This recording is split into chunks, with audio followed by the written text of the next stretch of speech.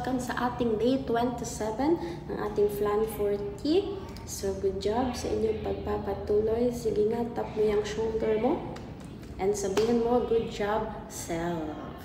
So, ayan. Let's start na. Ang ating verse for today is 2 Corinthians chapter 1 verses 3 to 4. So, it says here, praise to be the God and Father of our Lord Jesus Christ, the Father of compassion and the God of all comfort, who comforts us in all our troubles, so that we can comfort those in any troubles with the comfort we ourselves receive from God. So, as you can see, na-highlight sa verse na to yung salitang comfort. So, ano nga bang ibig sabihin yan? So, sabi sa dictionary, ang salitang comfort ay a state of physical or emotional ease and freedom from pain or distress, or something that provides relief or a sense of well-being, or to give strength and hope to someone to console. So, to ease, to relieve, and to give strength and hope. So, most of the time, we look for discomfort if we are struggling. Ayan, kapag we feel disappointed, discouraged, kapag malungkot tayo, ayan, and so on. So, kayo ba, kung tatanungin ko kayo, sino or ano ang una nyong nilalapitan when there's a time ng buhay nyo, dumaraan kayo sa mga pagsubok, or kanino kayo humihingi or kumukuha ng comfort? So, sa kaibigan ba? Ayan, sa family, ka-relationship, or sa mga bagay like our phones, or games, or most of the time sa social media. Ayan, kasi ganyan madalas, pansin nyo. Kaya ang dami nating nasasagap na chismis. Ayan, aminin nyo, di ba? So, why kaya? Kasi, most of the people nowadays, they will run sa mga tao or bagay na nakakapagbigay ginhawa or comfort sa kanila.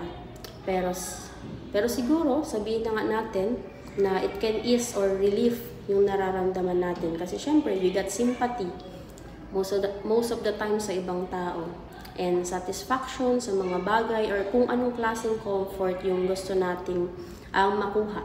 But I'm pretty sure it won't last. No? Hindi siya mag-last forever. Yeah, walang forever. Okay, maybe ngayon okay ka, but hindi ka sure kung bukas, ganun pa rin ba yung comfort na mapipil mo after that. So, marami pwedeng magbago. So, sa loob ng isang araw or isang oras. So, kaya itong verse na to, napakagandang reminder niya sa atin na tanging sa Lord lang natin makukuha yung ultimate source of comfort, okay, na hindi panandalian. Sa Lord lang natin mararanasan ang tunay na comfort na hindi kayang ibigay ng sino man or anuman. Hindi kayang ibigay ng mundo sa atin. Kasi di ba most of the time ganyan eh. No? Sa mundo tayo unang lumalapit. Diba? So, lagi natin tandaan na kapag sa Lord tayo unang lumapit, so asahan nyo 100% lahat ng magulo aayos. Lahat ng sa tingin nyo hindi na kayang mababago yan for sure. Hindi lang sa physical, emotional, or spiritual, but in all aspect of our lives. So, lahat yan for sure to be followed kapag sa Kanya mo agad sinurrender. So, soon or later, may kita mo agad at sasabihin mo na lang na, oo nga, no? Tama nga na nasa Lord ang tunay na comfort. Why? So, bakit? Kasi hindi lang comfort eh. Hindi lang comfort yung mafe-feel natin. So, may peace din. So, may peace within you. Unlike for example, di ba, pag sa social media, something happened, takbo sa social media, post like that, hingi ng comfort sa ibang tao. Pero after that, in a minute, iisipin mo kung tama ba yung ginawa mo. So, tama ba na nag-post ako? Isipin mo yung mga comment ng tao, mas talo ka lang ma-stress. Diba? Kasi diba, iba-iba naman yung perspective ng mga tao, no? So, for sure, may mga negative, may judgment na makukuha pa tayo. So, imbis na tulungan tayong ma-ease or ma-relief yung nararamdaman natin, lalo lang nagiging worse. So, ayan. Siyempre, sa Lord may joy din. So, makakaramdam tayo ng joy kapag sinurrender natin sa Lord yung kung ano man yung pagsubok na pinagdadaanan natin. At higit sa lahat, ayan, may assurance. So, sa Lord, may assurance ka na after mo surrender everything to Him, for sure, okay, sure ka na kikilos ang Lord. Diba? Kaya nawa, we learn na kapag dumaraan tayo sa pagsubok, tanging sa Lord or sa Kanya, sa Lord muna tayo unang lalapit at magsusurrender. So, meron sa story, sa Bible, story ni Job. So, ayan, sa Book of Job, so sa chapter 1, so may kita mo yung story niya doon. So, alam ko nabanggit na rin dito yan eh. Dito sa mga previous video natin sa Plan 40. So, a quick background lang ulit. So, isang mabuting tao si Job. Mayaman din siya, may mabuting pamilya at masagana yung buhay niya. So, isang araw, nawala lahat sa kanya. Namatay yung mga anak niya, nasira, nawala lahat ng ari-arian niya. So, tas nagkaroon pa siya ng malubhang sakit. So, dumating yung time na yun nga, nangyari sa kanya. So, dumating yung mga kaibigan niya para i-comfort siya. Pero, hindi sa inaasahan kung anong comfort yung ibibigay ng mga yun. But, imbis na tulungan siya, inakusahan pa siya na kaya nangyayari yung mga yun kasi baka siya nagdudusa, ayan, kasi kasalanan niya daw yun. So, kahit yung asawa niya, sinabihan pa siya na talikuran na lang daw ang Lord. So, but, the good thing, hindi ganun yung ginawa ni Job. So, hindi siya tumalikod sa Lord. At ang ginawa niya is sa Lord siya unang lumapit at sa Lord siya nang hingi ng comfort. So, kasi for sure, because alam niyo na the Word of God or si Lord mismo yung magbibigay ng encouragement, strength, wisdom, and solution sa bawat trials niya sa buhay.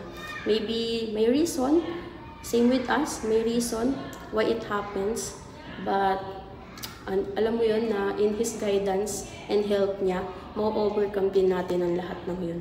So, sana ganun din tayo na okay, Job, na sa Lord din tayo dapat unang lalapit at magpapacomfort kapag nakakaramdam tayo ng mga struggles natin sa buhay.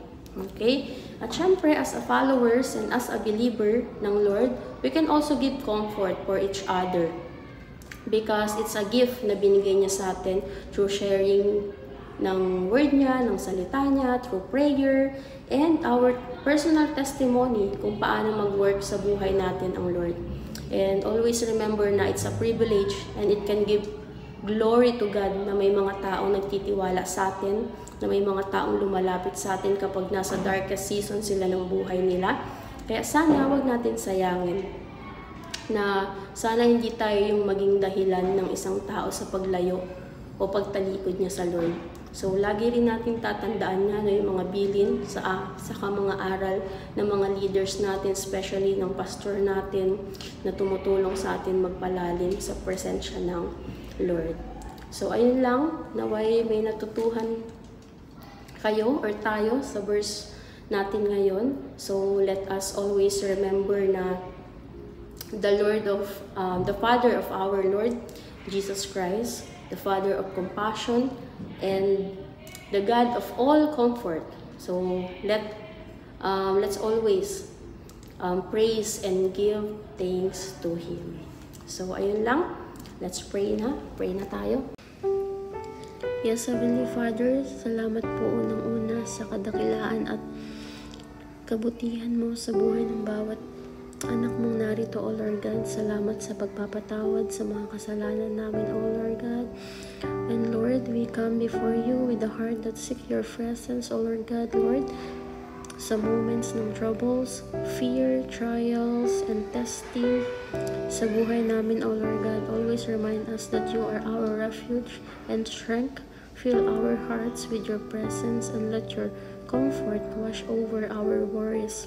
Sa mga times na we feel weak, O Lord God, give us strength.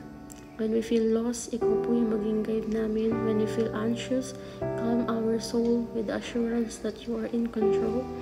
Thank you, Lord, for always being there to us and help us in times of needs.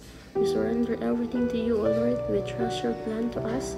And we know, O Lord God, after this plan 40, ibubuhos mo po lahat ng pagpapala sa buhay namin, sa family namin, O Lord God, at sa bawat taong ipinagpe-pray namin. Hindi madali, O Lord God, but we know po, nakasama ka namin from the start until the end, O Lord God, that never mo po kaming pababayaan, O Lord. Kaya Lord, we pray na ikaw na po ang magbigay sa amin ng comfort sa mga darating pang pagsubok at pagdadaanan pa po namin, O Lord God. Thank you, Lord, once again. We praise you and we love you, Lord. In Jesus' name, amen.